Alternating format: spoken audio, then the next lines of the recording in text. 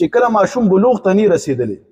نو دا ستا په خبره باندې کم پوهېږي لیکن ستا کردار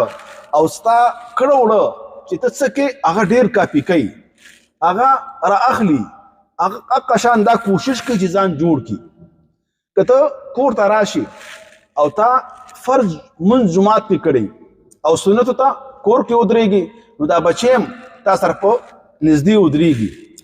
که ته جانماز راوالې نو دا هم کوشش کوي چې ما ته هم جانماز پکار دی که ته ټوپۍ راوالې دا هم ټوپۍ رالي که ته قرآن راوالې تلاوت کوي نو دا هم هغه شان کوي